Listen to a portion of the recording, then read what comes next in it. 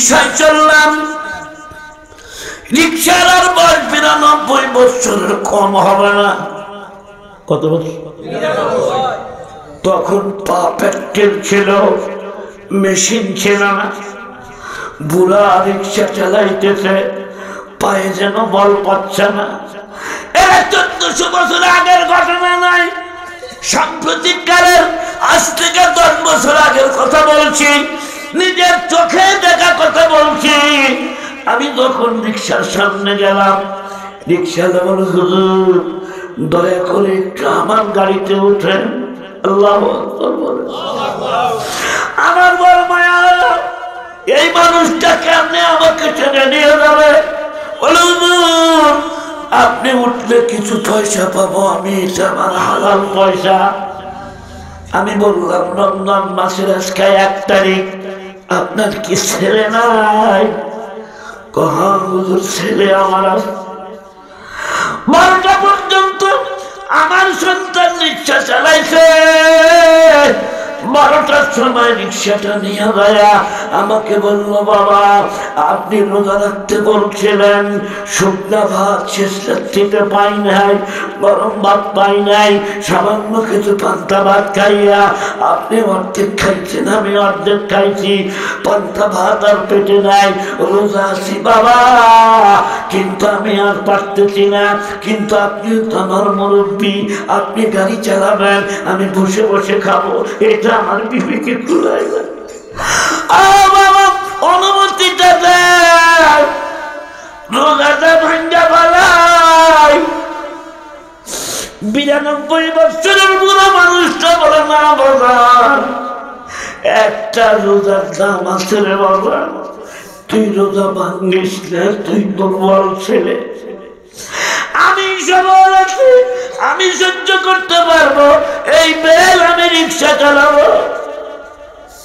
বন্ধুরা আমার, এমন রিক্সাওয়ালা যদি পান, 10 টাকার ভাড়া 100 টাকা দিয়ে দেন, কিসমত খুলে যাবে তোমার, রিজিকের দরজা খুলে দেবেন কে?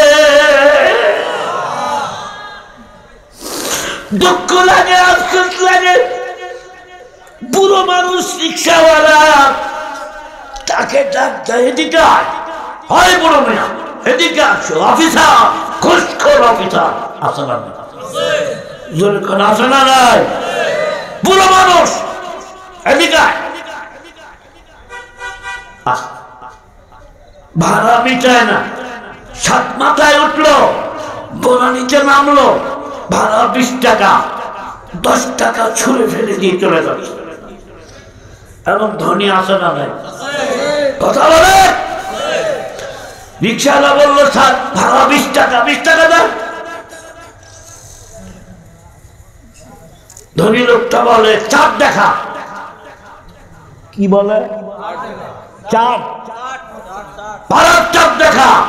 অথচ এই হারামি যখন তার অর্থলম্ব স্ত্রীকে সাথে করে দেয়, বইয়ের গোলামি করে, নিউ মার্কেটে শপিং করার জন্য যায়, দাম জিজ্ঞাসা করে না, ফিক্সড প্রাইস 14,599 টাকা, বউ পছন্দ করছে, রেট জিজ্ঞাসা করে না, পকেটের টাকা বের করে দেয়। যার তার টাকা, যার তার টাকা মিসকিনের পেটে যাবে না, যার তার টাকা দিয়ে মসজিদ মাদ্রাসা হয় না, যার তার টাকা দিয়ে ভালো কাজ হয় না, কারো টাকা দিয়া মদের দোকান হয়, কারো টাকা দিয়া রোজগারের ইফতার হয়। কথা বল না? পিসাব পোশাক এক খুশকর মুরিদ বলতেছে, হুজুর আমি ঘুষ খাই, আমি ভালো মানুষকে দান করবো। পিসাব বললেন, ইম্পসিবল, হতেই পারে না, এটা অবৈধ পয়সা, অবৈধ জায়গায় লাগবে। বলে চ্যালেঞ্জ করলাম আপনার সাথে, ভালো জায়গায় দিব। 100 টাকা নিয়ে দেখে একটা কানা ফকির, 2 জন কানা ফকির ভিক্ষা করতেছে, এক ফকির হাতে দিল 100 টাকা। পরের দিন আবার আসতেছে, দেখি তো আমার টাকা দিয়া কি করছে। পরের দিন এক অন্ধ আর এক অন্ধকে জিজ্ঞাসা করে, কালকে 100 টাকা ভিক্ষা পাইছিলা, কি করছিলা? ওই দুষ্ট অন্ধ তখন বলে, 10 বছর আগে আমার বউ মরে গেছে, মেয়ে মানুষের সান্নিধ্য পাই নাই, 100 টাকা পাইয়া বেশ্যাখানায় গেছিলাম, ফুর্তি করে আসলাম। ধনী লোকটা তখন হুজুর ঠিকই বলেছে রে, আমার টাকা যেরকম পাক ওই রকম পাক জায়গায় গেছে, আমার টাকা যেমন অপবিত্র জায়গায় গেছে। পিসাবকে বলে হুজুর আপনার তো টাকা পাক, দেখি আপনার 100 টাকা দেন, পীরের পরীক্ষা করতে। বলে নাও, হালাল টাকা, ইনশাআল্লাহ হালাল টাকাই। উনি আজকে নিয়ে চিন্তা করতেছে কার টাকাটা দেয়। দেখে একটা মেয়ে মানুষ মহিলাকে বললো, হ্যালো খালামানি টাকা নেবেন? কিছু বানালো বলে খালামণি কয় দেন টাকা। মনে করছে বেশ্যা নারী, বারবণিতা নারী, বেশ্যা নারী টাকা দিল। ভাইরা আমার, মেয়েটা কিছু দূরে যাইয়া ব্যাগ বের করলো, ব্যাগের ভিতর থেকে একটা বড়া হাঁস বের করলো, বড়া হাঁস বের করে ফেলে দিল। শুক্র লোকটা জিজ্ঞেস করেন, তোমার ব্যাগের মধ্যে কি ছিল? তুমি কি মুসলিম নারী না? বলে হ্যাঁ আমি মুসলিম নারী, আমি আজকে 3 দিনের রওনা। আমার প্রতিবেশী আছে ভাই 10 জন, কেউ আমার খোঁজ নিতে আসে নাই। 3টা কন্যা নিয়ে আমরা কেউ কামাই করতে পারি না, আজকে 3 দিনের রওনা। কার কাছে হাত পাতবো, যার কাছে হাত পাতি শীত দেয় না। আজকে মরা হাঁসটা নিয়ে যাচ্ছিলাম, মরা গরুর গোস্ত, মরা হাঁসের গোস্ত আল্লাহ আমাদের জন্য হালাল করেছেন। টাকা 100 যখন পাইলাম, বাবা মরা হাঁস খাবো না, এই হালাল টাকা দিয়ে গোস্ত কিনে খাবো। সুদ করার চোখে পানি রাখতে পারলেন না, হযরতের দরবার গেলেন, পায়ে ধরে বলে হুজুর তওবা করছি, আর সুদের কারবার করব না, পয়সা যেমন খরচ হবে তেমন লাগা। মসজিদ দাঁড়ায় গেছে মিনারে, কথাটা মনে আছে আপনাদের?